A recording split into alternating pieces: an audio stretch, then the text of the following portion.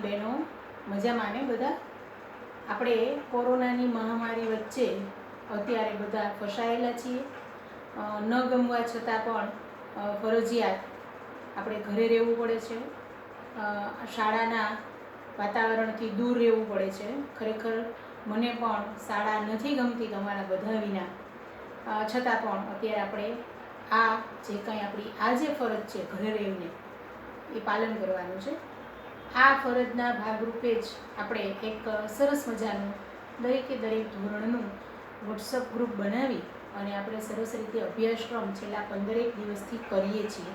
અને તમારા બધાના સાથ સહકારથી ખૂબ સારો એવો રિસ્પોન્સ પણ તમે આપો છો. દરેકે દરેક વિષય શિક્ષક પણ તમને વ્યવસ્થિત રીતે ગ્રુપમાં સમજાવવાનો પ્રયત્ન પણ કરે છે. મને ખરેખર ખૂબ આનંદ છે કે મારા વિષય શિક્ષક મિત્રો અને વિદ્યાર્થીની બહેનો ખૂબ સરસ રીતે આપણું આ કામ છે એ ઘરે બેસીને ઓનલાઈન મોબાઈલ દ્વારા આપણે ભણવાનું શરૂ કરીએ છીએ. પણ મને આજે એવું થયું કે મારે પણ તમને કાંઈક ભણાવવું છે. ઘણા દિવસથી આપણે વર્ગમાં મળ્યા નથી ને, એટલા માટે તો વિચાર કર્યો શું કહું. તો તમે બધા ધોરણ 10ના બોર્ડના વિદ્યાર્થીઓ છો. આપણે આવતે વર્ષે એટલે કે માર્ચ 2021 અથવા તો ફેબ્રુઆરી કે કોરોનાના કારણે કદાચ એકાદ મહિનો આગળ પાછળ થાય, પણ આપણે 2021ના બોર્ડના વિદ્યાર્થી છીએ એ તો ફાઇનલ જ છે, બરાબર?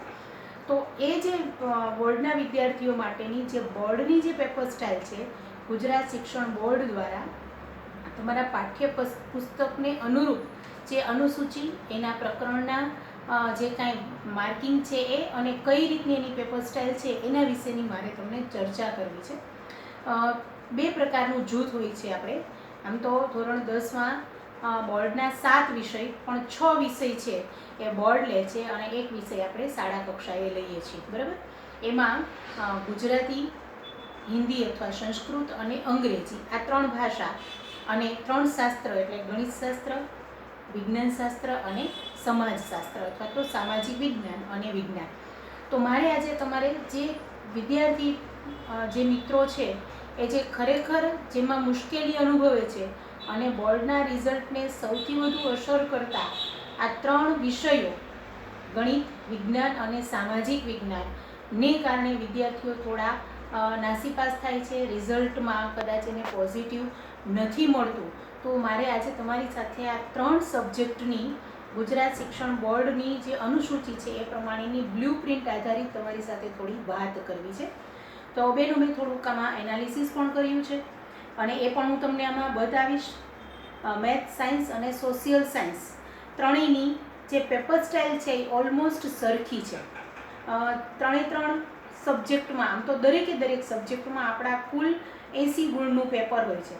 તમે ધોરણ 9માં આપણે વાર્ષિક પરીક્ષા નથી લીધી, પણ પહેલી ને બીજી પરીક્ષામાં આપણે 50-50 માર્કની એક્ઝામ આપેલી છે, બરાબર છે? અને જો બીજી પરીક્ષા તમારી હોત, ફાઇનલ ત્રીજી પરીક્ષા હોત તો 80 ગુણની જ હોત.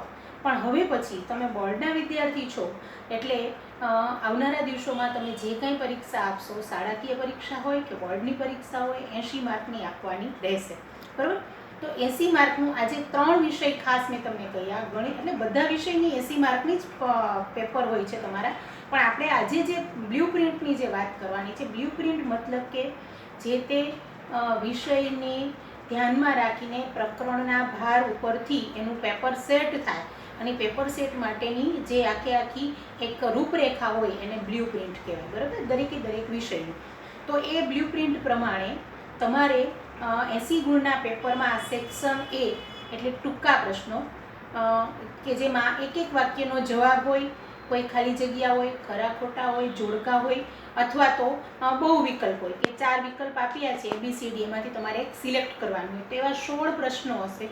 16 પ્રશ્નો તમારે એટેન્ડ કરવાના રહેશે અને એના 16 ગુણ હશે, બરાબર છે? સેક્શન B ટૂંકા પ્રશ્નો 2, 3, 4 વાક્યમાં જેનો જવાબ આવી જતો હોય એવા લઘુ પ્રશ્નો 10 પ્રશ્નો હશે અને 20 ગુણ હશે. સેક્શન C ટૂંકનોંધ પ્રકારના અથવા મેથ્સની વાત કરીએ તો થોડા મોટા દાખલા કે જેની તમારે સાબિતી આપવાની હોય એવા પ્રશ્નો કે દાખલા પૂછાશે. જે 8 પ્રશ્નો છે અને એના 24 ગુણ, મતલબ કે એક પ્રશ્નનો 3 માર્ક થયા, બરાબર? અને સેક્શન D મુદ્દાસર વિસ્તૃત જવાબો વિજ્ઞાન અને સામાજિક વિજ્ઞાનમાં વિસ્તૃત જવાબો, જ્યારે ગણિતમાં કોઈ મોટો દાખલો હોય અથવા તો પ્રમેય કે રચના અથવા તો તમારે રાઇડર જે આવે છે તે એ 5 પ્રશ્નો અને એના 20 ગુણ, મતલબ કે એક પ્રશ્નનો અથવા તો એક રચના કે પ્રમેય કે તમારી જે રાઇડર છે એના 4 માર્ક થશે, બરાબર.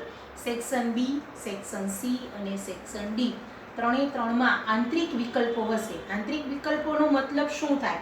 સપોઝ કે સેક્શન બીમાં 18મો પ્રશ્ન છે, તો 18મા પ્રશ્નના અથવામાં 18મો પ્રશ્ન આવશે, બરાબર છે, એને આંતરિક વિકલ્પ કહેવાય. પણ સેક્શન એમાં 16 જ પ્રશ્ન હશે અને 16 પ્રશ્નો તમારે ફરજિયાત એના જવાબ આપવાના રહેશે, બરાબર. હવે આ વાત થઈ આપણી ઓલ ઓવર બ્લુપ્રિન્ટની. હવે હું તમને પ્રકરણ પ્રમાણે થોડીક વાત કરું. તો પહેલાં આપણે સૌથી પહેલાં જઈશું મેથ્સ માટે થઈને. મેથ્સમાં જે પ્રકરણ છે અને એનું ગુણ વિભાજન છે એનું પણ મેં થોડુંક એનાલિસિસ કર્યું છે કે કયા ચેપ્ટરમાંથી બોર્ડની સૂચિ પ્રમાણે તમને કયા કયા દાખલા અથવા તો એના વિશેની માહિતી તમે આપી શકશો. તો ગણિતમાં ચેપ્ટર વાઇઝ છે, હું તમને પછી આખું આની જે ફોટો પાડી અને તમને મોકલીશ, પણ અત્યારે થોડીક ઓલ ઓવર ચર્ચા કરી લઈએ. તો સપોઝ કે પહેલું જ ચેપ્ટર છે તમારું વાસ્તવિક સંખ્યાઓ, તેમાં એક પ્રશ્ન 2 માર્કનો અને એક પ્રશ્ન 2 માર્કના 2 પ્રશ્ન છે, સોરી, એટલે કુલ પ્રશ્નની સંખ્યા 2 પણ તમને માર્ક કેટલા થશે? 4. એવી રીતે બહુપદી સેકન્ડ ચેપ્ટર છે, એમાં 1 માર્કનો 1, 2 માર્કનો 1 અને 3 માર્કનો 1, એટલે 6 ગુણ થશે પણ માર્ક થશે 3. એવી રીતે દરેક ચેપ્ટર. ત્રીજું ચેપ્ટર દ્વિચલ સુરેખ સમીકરણ યુગ્મનું છે, તેમાં 2 માર્કનો 1 પ્રશ્ન, 2 માર્કના 2 પ્રશ્ન અને 4 માર્કનો 1 પ્રશ્ન, એટલે 8 માર્ક.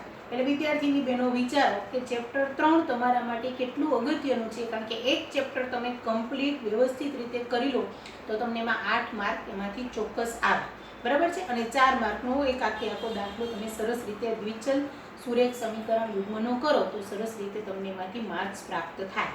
એવી રીતે દ્વિઘાત સમીકરણ ચોથું ચેપ્ટર, 1 ગુણનો 1, 3 ગુણનો 1 અને 2 ગુણનો 1, એવી રીતના પ્રશ્નો છે.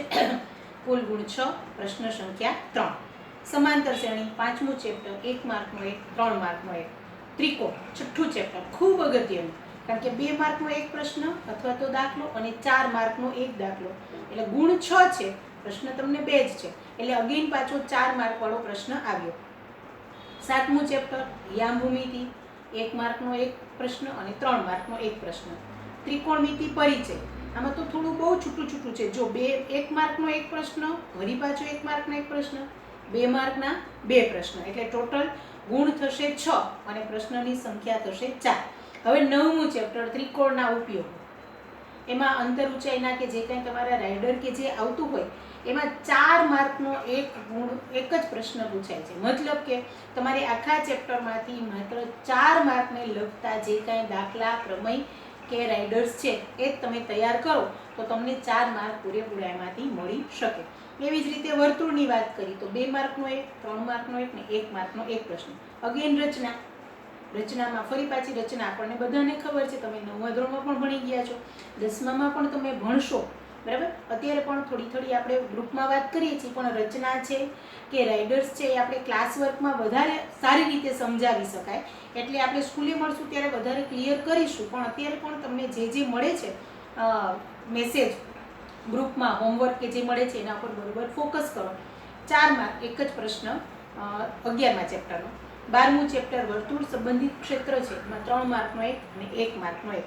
પૃષ્ઠફળ ને ઘનફળ, જેને સૂત્રો સરસ રીતે યાદ રાખતા આવડતા હોય એના માટે આ ચેપ્ટર બહુ સહેલું બનશે, બરાબર. અને એમાં માર્ક પણ 8 માર્ક છે બેનો. 3 માર્કનો 1 પ્રશ્ન, 4 માર્કનો 1 અને 1 માર્કનો 1, એટલે 8 ગુણ, પ્રશ્ન માત્ર 3, બરાબર છે. આંકડાશાસ્ત્ર સાવ સહેલું, તમને બધાને આવડશે જ. 1 માર્કનો 1, 3 માર્કનો 1, 2 માર્કનો 1 અને 6 ગુણ 3 પ્રશ્નો. અને સંભાવના તો હમણાં જ મૂક્યું હતું સ્મિતાબેને, બહુ સરસ આખી એની મેં પણ જોઈ હતી યુટ્યુબની ચેનલમાં, કે બહુ સરસ રીતે સંભાવના તમને સમજાવેલું હતું. તેમાં 2 માર્કના 4 પ્રશ્ન છે, 4 પ્રશ્ન 4 ગુણ, બરાબર છે. આ મેં આખું જે એનાલિસિસ કર્યું છે, છેલ્લે હું તમને ફોટો પણ આમાં મોકલું છું, એમાં મેં નીચે લખ્યું પણ છે કે કૌંસની બહાર છે એ ગુણ દર્શાવે છે, કૌંસની અંદર છે એ પ્રશ્નની સંખ્યા દર્શાવે છે, ફૂદડીની જ્યાં નિશાની છે તે આંતરિક વિકલ્પો, મેં તમને જેમ વાત કરી કે 18માના અથવામાં 18મું, 24માના અથવામાં 24મું, તો એ બનશે ત્યાં સુધી જે તે ચેપ્ટરનો, સપોઝ કે 11મું ચેપ્ટર રચના છે તો રચના અથવામાં રચના જ, એ જ ચેપ્ટરમાંથી બીજી રચના તમને પૂછાઈ શકે. આમ ગણિતમાં ચેપ્ટર 3, 6, 9, 11 અને 13 આ 4 ગુણના દાખલા એમાં તેમજ પ્રમેય રચના એમાંથી પૂછાવાની શક્યતા 100% છે. બરાબર, તો તમને બ્લુપ્રિન્ટ એટલે શું એવો ખ્યાલ આવી ગયો છે. આવી જ રીતે થોડીક વિજ્ઞાનની પણ વાત કરીએ. બરાબર, તો એમાં પણ આવી જ રીતનું ગુણ વિભાજન છે, પ્રશ્ન વિભાજન છે, એમાં પણ મેં આખું એનાલિસિસ કર્યું છે. આનું પણ હું તમને છેલ્લે એનો ફોટો મૂકીશ. થોડીક પાછળથી આપણે નજર કરી લઈએ કે પહેલું ચેપ્ટર રાસાયણિક પ્રક્રિયા અને સમીકરણ છે, તો 3 માર્કનો એક પ્રશ્ન, 1 માર્કનો એક પ્રશ્ન, 4 માર્ક 2 પ્રશ્ન. બરાબર, એવી રીતે સેકન્ડ ચેપ્ટરમાં 4 માર્કનો એક, 2 માર્કનો એક, ધાતુની અધાતુમાં 2 માર્કનો એક, 3 માર્કનો એક, કાર્બન અને તેના સંયોજનોમાં 4 માર્કનો એક અને 1 માર્કના 2 પ્રશ્ન, એટલે 6 પ્રશ્ન, 6 ગુણ અને 3 પ્રશ્ન. બરાબર છે. પાંચમું ચેપ્ટર તત્વોનું આવર્તનીય વર્ગીકરણ, 2 માર્કનો એક પ્રશ્ન અને 1 માર્કના 2 પ્રશ્ન, 4 માર્ક 3 પ્રશ્ન. છઠ્ઠું ચેપ્ટર ખૂબ અગત્યનું, ખૂબ મજા આવે, આપણે પછી આગળ ઉપર પણ આનો અભ્યાસ કરીશું. ખૂબ સરસ ચેપ્ટર છે. આપણા આખા બોર્ડ જૈવિક ક્રિયાઓ ચેપ્ટરનું નામ, આપણા શરીરના અગત્યના તંત્રો. જો તમને ખબર છે કે વિજ્ઞાન છે એ મુખ્ય 3 ભાગમાં વિભાજન કરેલું હોય છે, ફિઝિક્સ, કેમેસ્ટ્રી અને બાયોલોજી. હવે આપણું જે આ સેક્શન છે, છઠ્ઠા ચેપ્ટરથી લઈ અને 9મા ચેપ્ટર સુધીનું એ બાયોલોજીનું સેક્શન છે. બરાબર, આ સેક્શનમાં તમને આપણી આખી શરીરની રચના, આપણા શરીરની અંદરના મુખ્ય 6 તંત્રો, 6 તંત્રો તમને આમાં 10મા ધોરણના વિજ્ઞાનમાં ભણાવવામાં આવે છે. એમાં શરૂઆત ખૂબ સારી રીતે કરેલી હોય છે. પહેલાં વનસ્પતિ શાસ્ત્રની વાત થાય, પછી સૂક્ષ્મજીવો અથવા તો જે નાના જે સજીવો છે એની, અને ત્યાર પછી મનુષ્યની. બરાબર, પછી પાચન તંત્ર હોય, શ્વસન તંત્ર હોય, ઉત્સર્જન તંત્ર હોય, રુધિરાભિસરણ તંત્ર હોય, ચેતાતંત્ર હોય કે પ્રજનન તંત્ર. દરેકે દરેક તંત્રની, આપણા શરીરના જે 6 અગત્યના તંત્રો છે એની આ બાયોલોજીના સેક્શનમાં તમારા અભ્યાસક્રમમાં વાત થયેલી છે. તો જૈવિક ક્રિયાઓમાંથી 4 માર્કનો એક પ્રશ્ન અને 2 માર્કનો એક પ્રશ્ન, 6 માર્ક 2 પ્રશ્ન. બરાબર, એવી જ રીતે 7મું ચેપ્ટર 3 માર્કનો એક, 1 માર્કના 2. 8મું ચેપ્ટર સજીવો કેવી રીતે પ્રજનન કરે છે, એમાં 1 માર્કનો એક, 2 માર્કનો એક અને 3 માર્કનો એક, 6 માર્ક 3 પ્રશ્ન. બરાબર, એવી રીતે 9મું ચેપ્ટર 3 માર્કનો એક, 1 માર્કના 2. 10મું ચેપ્ટર પ્રકાશ, પરાવર્તન અને વક્રીભવન. ખૂબ સરસ, મજા આવે એવું છે. થોડુંક વ્યવસ્થિત રીતે ધ્યાન રાખીએ તો આ ચેપ્ટર તમને ભણવાની બહુ જ મજા આવે એવું છે. આપણે આ જ માધ્યમથી, યુટ્યુબ અને વોટ્સઅપના માધ્યમથી જ આ ચેપ્ટર આપણે આગળ ઉપર કરીશું એકાદ વીકમાં. પણ એના જે માર્ક છે એ તમને અત્યારે કહી દો. 2 માર્કનો એક પ્રશ્ન, 1 માર્કનો એક અને 3 માર્કનો એક, આમ 6 ગુણ 3 પ્રશ્ન. માનવ આંખ, જેના દ્વારા આપણે બધું જોઈ શકીએ છીએ. જો આંખ જ ન હોત તો કલરની આપણને કોઈ ખબર પડત નહીં, આપણે કોઈને ઓળખી જ ન શક્યા હોત, દુનિયા આપણા માટે અંધકારવાળી હોત. તો માનવ આંખ છે એમાંથી 4 માર્કનો એક પ્રશ્ન, 1 માર્કનો એક પ્રશ્ન. ખૂબ નાનું ચેપ્ટર અને માર્કિંગની દ્રષ્ટિએ ખૂબ સારું એવું એમાં ભારણ આપેલું છે. 5 માર્ક ટોટલ છે અને 2 જ પ્રશ્ન છે. 12મું ચેપ્ટર વિદ્યુત, 3 માર્કનો એક, 2 માર્કનો એક અને 1 માર્કનો એક, 3 પ્રશ્ન, 6 માર્ક. 13મું ચેપ્ટર વિદ્યુત પ્રવાહની ચુંબકીય અસરો, ફરીથી આમાં 4 માર્કનો એક પ્રશ્ન, 2 માર્કનો એક પ્રશ્ન, એટલે 6 માર્ક 2 ગુણ. 14મું ચેપ્ટર ઉર્જાના સ્ત્રોતો, 3 માર્કનો એક, 1 માર્કનો એક, 2 ગુણ, 4 ગુણ 2 પ્રશ્ન. 15મું ચેપ્ટર આપણું પર્યાવરણ, અત્યારે આપણે હમણાં જ મૂક્યું છે બેને, આજે જ આપણા ગ્રુપમાં છે. 2 માર્કનો એક પ્રશ્ન અને 1 માર્કનો એક પ્રશ્ન, 2 પ્રશ્ન 3 માર્ક. નૈસર્ગિક સ્ત્રોતોનું વ્યવસ્થાપન, 1 માર્કનો એક અને 2 માર્કનો એક, ટોટલ 3 ગુણ અને 2 પ્રશ્ન. બરાબર છે. તો ગણિતમાં જે રીતના કૌંસમાં જેમ પ્રશ્ન બતાવ્યા છે, કૌંસની બારીના ગુણ બતાવ્યા છે, એ જ રીતે વિજ્ઞાનમાં પણ એ જ રીતે કરેલું છે.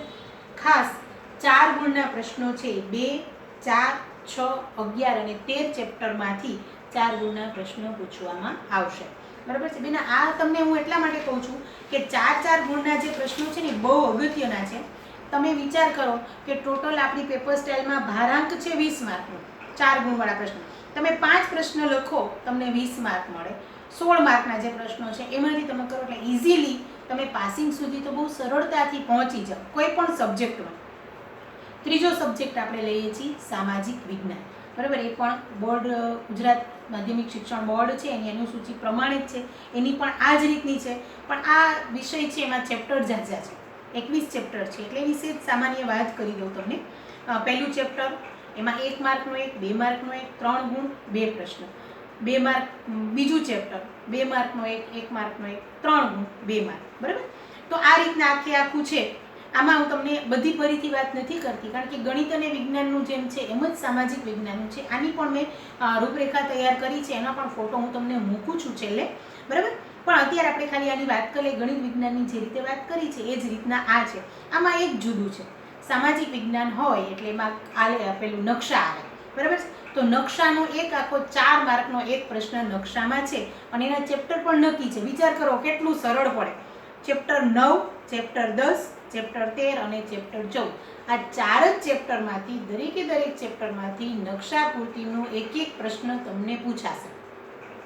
બરાબર. તો આ નકશા પૂર્તિનો જે એક પ્રશ્ન છે એમાં મેં આમાં તમને જે લખ્યું છે એમાં જી કહ્યું છે, મતલબ જીઓગ્રાફિકલ. તમને જે એની જે નકશાની જે ભૌગોલિક જે પરિસ્થિતિ છે એ દર્શાવવાની છે, એટલા માટે મેં આમાં જી મેન્શન કર્યું છે. તો એના ખાલી આપણે નકશો કરી લઈએ વ્યવસ્થિત રીતે. પહેલે જ દિવસે તમારા ગ્રુપના પહેલે જ આપણે સામાજિક વિજ્ઞાનનું પહેલું જ ચેપ્ટરમાં ફાલ્ગુની બેને સરસ મજાના નકશા મૂક્યા છે. તમે હજી રાખ્યું જશે તમારા ફોલ્ડરમાં. વારંવાર એનો અભ્યાસ કરો, વારંવાર એ નકશા જોવો, અને એમાં નીચે પ્રશ્નો પણ આપ્યા છે, આને દર્શાવો, આને દર્શાવો. અથવા તો તમારી પાસે ટેક્સ્ટ બુક પણ છે. બરાબર. જો ટેક્સ્ટ બુક ન હોય તો ઓનલાઈન પણ આપણે ટેક્સ્ટ બુક મેળવી શકીએ છીએ. તમે ઓનલાઈન ટેક્સ્ટ બુકની પીડીએફમાં લિંકમાં જાઓ અને તમને એમ થાય કે મારે 5મું ચેપ્ટર જોવું છે, 5મા ચેપ્ટર પર ક્લિક કરો, આખું ચેપ્ટર તમને તરત દેખાશે. બરાબર છે. તો એ પણ તમે કરી શકો છો. અને ઓલમોસ્ટ બધા પાસે આપણી ટેક્સ્ટ બુકો છે, તમને આપી જ દીધેલી છે. તો ગણિત વિજ્ઞાનની જેમ જ સૂચનાઓ સરખી છે. કૌંસ 12 ગુણ બતાવ્યા છે, કૌંસની અંદર માર્કની સંખ્યા બતાવી છે. ચેપ્ટર 5, 10, 17 અને 21માંથી 4 ગુણના પ્રશ્ન પૂછાશે. અને મેં તમને અગાઉ કીધું એમ 9, 10, 14 અને 15 આ 4 ચેપ્ટરમાંથી નકશા પૂર્તિ માટેના એક માર્કના એક પ્રશ્ન પૂછાશે, જે સેક્શન ડીમાં હશે. બરાબર છે. વિદ્યાર્થીની બહેનો, આ તમારી સામે રજૂ કરવાનું અગત્યનું કારણ એ છે કે તમને ખ્યાલ આવે.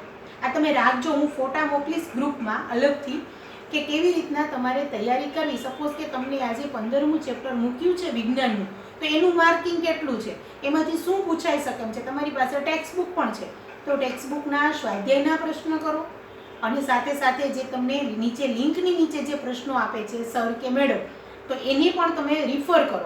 આપણે બહેનો હજી આપણને ખબર નથી કે કોરોનાની મહામારીને કારણે આપણે શાળા 10મી જૂને ખુલશે કે 15 જૂને ખુલશે, આપણને ખબર નથી. બરાબર. જેટલું લેટ થશે એટલું આપણા માટે થોડુંક ભણવામાં સરળતા રહે, આપણને મુશ્કેલી ન પડે બોર્ડની પરીક્ષા માટે થઈ. અને એટલા માટે થઈને આપણે આ અભિગમ અપનાવ્યો છે. એટલે હું ખાસ આગ્રહ રાખું છું કે દરેક વિષય, ગમતો વિષય નહીં. બરાબર છે. મને સામાજિક વિજ્ઞાન બહુ ગમે, બરાબર છે, સારી વાત છે. મને ગણિતના દાખલા ગણવા બહુ ગમે, પણ એનો મતલબ એવો નથી કે મારે સંસ્કૃત કે અંગ્રેજી ન ભણવા. સામે મને સંસ્કૃત કે અંગ્રેજી ખૂબ ગમે છે, અને વિજ્ઞાનના પ્રશ્નો લાંબા છે ને મને લખવા નથી ગમતા, તો એ આપણે ચાલશે નહીં. કારણ કે બોર્ડમાં આપણને કોઈ એવું નથી પૂછવાનું કે તમને કયા વિષય ગમે છે બેટા, એ વિષય તમે 2 વખત લખી નાખો અને બાકીનો વિષય તમે સ્કીપ કરી નાખો, એવું કશું જ થશે નહીં. દરેક વિષયમાં આપણે ઓછામાં ઓછા 33 માર્ક, વધુમાં વધુ 100 માર્ક આપણે લઈ શકીએ છીએ. 80 માર્કનું તમારું પેપરનું અને 20 માર્ક તમારા ઇન્ટરનલ શાળામાંથી મૂકવામાં આવે છે. એટલે હું 100 બોલી, કેમ કે તમને એમ થશે કે બેન હમણાં તો એમ કહેતા હતા 80 ગુણના પ્રશ્નો છે અને એટલી વારમાં પાછા 100 ગુણનું આવી ગયું વિભાજન. પણ એવું નથી બેટા. 80 માર્કમાંથી તમારે 26 માર્ક લેવાના, અને અમે શાળામાંથી તમારા જે આપણે જુદી યુનિટ ટેસ્ટો લઈએ છીએ દર શનિવારે, એ યુનિટ ટેસ્ટના જે માર્કિંગનું થાય એમાંથી અમે તમારા આંતરિક ગુણાંક છે એ બોર્ડમાં મોકલીએ છીએ. બરાબર. ક્યારેક ફરી એવી આંતરિક ગુણાંકની એની પણ આ માધ્યમથી વાત કરીશું. પણ અત્યારે તમે ખૂબ સરસ રીતે ભણો, સારી રીતે જ ભણો છો, બધા જ વિષયને એક સરખું પ્રાધાન્ય આપો. આપણે વોટ્સઅપ ગ્રુપમાં જે કાંઈ કામ આપીએ છીએ એ વ્યવસ્થિત રીતે કામ કરો, સરસ રીતે તમારી જાતનું પણ ધ્યાન રાખો, સેફ રહ્યો, સુરક્ષિત રહ્યો. અને છેલ્લે મારી વાતને પૂરી કરું એ પહેલાં મેં મારી સ્વરચિત એક કાવ્ય લખ્યું છે, એ તમારા સુધી પહોંચાડવાનો પ્રયત્ન કરું છું. ખાસ કરીને આ કોરોનાની મહામારી વચ્ચે થોડુંક માનસિક રીતે આપણે થોડાક ડિસ્ટર્બ થઈ જઈએ કે હવે શું થશે, પણ આવતીકાલે આપણી બધાની ખૂબ ઉજ્જવળ છે. આપણે બધા ભવિષ્યમાં સાથે મળી અને ઘણું બધું કામ કરવાનું છે. એના અંતર્ગત મેં એક આ મારી પોતાની સ્વરચિત કાવ્ય છે એ લખ્યું છે, તમારી સમક્ષ રજૂ કરું છું. પાનખરમાં છુપાયેલી વસંત મહેકે, રુદનમાં છુપાયેલું હાસ્ય સોહે. નવોઢાના હૃદયમાં રુદન સાથે નવજીવનની આશ ઉભરે. કઠિન પરિશ્રમમાં છુપાયેલી સફળતા ગુંજે અને મૃત્યુ પછીના જીવનનું અસ્તિત્વ પણ મહેકે. આમ આવનારા દિવસો આપણા બધા માટે ખૂબ સુખદ રહેશે. પરિસ્થિતિ કોઈ પણ હોય, ગમે એવી મુશ્કેલી હોય, પણ અડગ મનના માનવીને ક્યારેય હિમાલય પણ નડતો નથી. એવી રીતે આ હિમાલય જેવી એક મોટી મહામારી છે, પણ આપણે ગવર્મેન્ટની જે કાંઈ ગાઈડલાઈન છે, હેલ્થ ઓફિસરોની જે ગાઈડલાઈન છે એને બરોબર પાલન કરીશું તો અવશ્ય આપણે આ તમામ મુશ્કેલીમાંથી પાર પડી જઈશું. મને ચોક્કસ વિશ્વાસ છે કે બહુ નજીકના ભવિષ્યમાં આપણે ફરીથી આપણી શાળાને ધમધમતી કરશું, આપણે શાળામાં મળીશું અને આપણે ફેસ ટુ ફેસ આપણે આવી રીતે સરસ મજાનું ભણવાનું કામ કરીશું. પણ આ પણ એક વિજ્ઞાનનો આવિષ્કાર જ છે હો બેટા, કે હું તમને અહીંયાથી તમારા સુધી પહોંચી શકું છું. મારા મનની વાત, મારા દિલની વાત તમારા સુધી પહોંચાડી શકું છું.